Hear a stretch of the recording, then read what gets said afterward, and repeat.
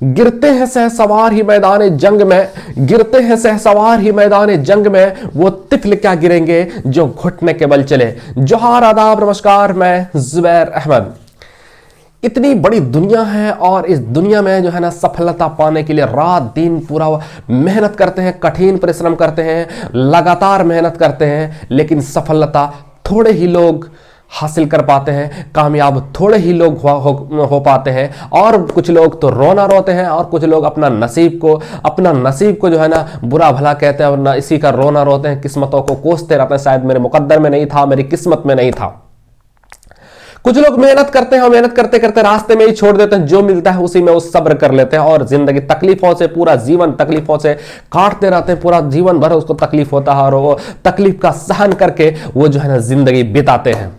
आइए मैं आपको एक छोटी सी कहानी सुनाता हूं। ये कहानी शायद आपको सुनने के बाद आपको भी लगेगा कि शायद जीवन में कुछ करना चाहिए, जीवन में कुछ स्ट्रगल करनी चाहिए। स्ट्रगल तो करते हैं लेकिन स्ट्रगल को रास्ते में छोड़ेंगे तो फिर स्ट्रगल करने से भी कुछ फायदा होने वाला नहीं है। स्ट्रगल को तब तक करिए जब तक कि स्ट्रगल वो मुकाम तक ना पहुंचा दे जो आप सपना देख करके रखे हैं। सालों साल पहले जो आपने सपना देख करके रखा है उस सपनों को हकीकत में ना बदल दे, तब तक स्ट्रगल को छोड़िए मत।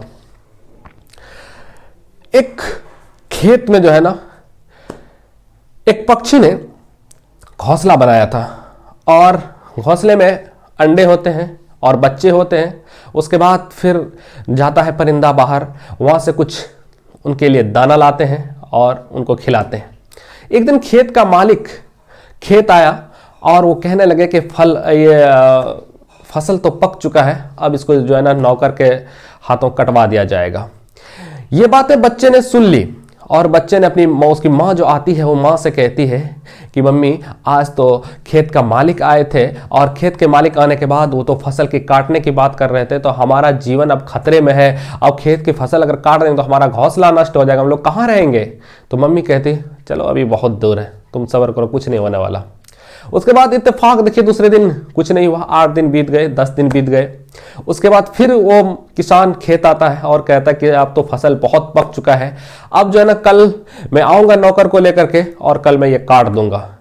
उसके बाद वहां से जब परिंदा आते हैं घोंसला और बच्चे उसके छोटे छोटे बच्चे को जैसे मुंह में दाना डालने वाले थे तो बच्चे घबराए हुए थे। बच्चे कह रहे थे कि मम्मी आज किसान जो है ना फिर खेत आए थे और कह रहे थे कि कल जो है ना नौकर को लाएंगे और इसको सारी फसलों को काट देंगे, तो अब तो हमारा घोंसला खत्म हो जाएगा, अब क्या करेंगे, कहाँ रहेंगे। तो मम्मी उसकी कहती कुछ नहीं होगा बेटा, कोई बात नहीं, तुम रह ले यहीं, अभी कोई फसल उसल नहीं कटेगा।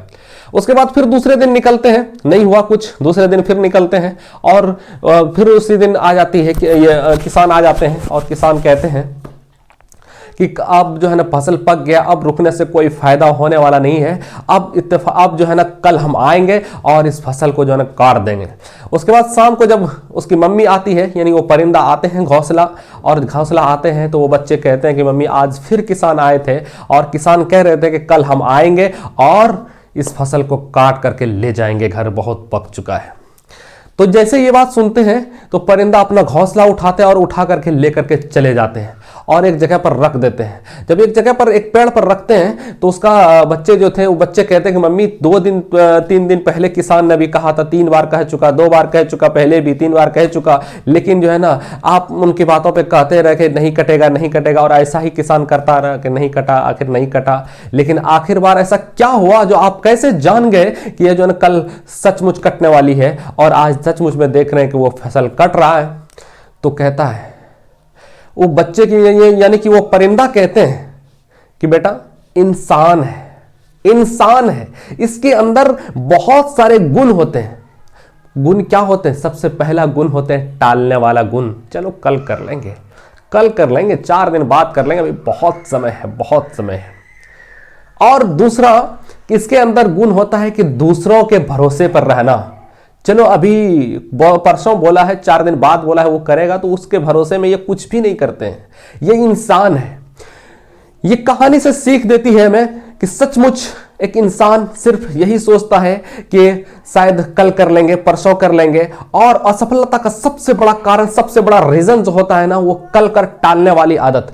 कल की क्या गारंटी है कि कल तक आप टिकेंगे? कल की क्या गारंटी है? कोई गारंटी नहीं है। कुछ भी गारंटी नहीं है कि कल तक आप टिकेंगे। तो कल का भरोसा क्या देखना, उठ जाओ और लग जाओ अभी के लिए तैयारी करने के लिए। और अब उस वक्त तक मत रुको जब तक कि आप रिजल्ट ना दे दो, जब तक कि आपका परिणाम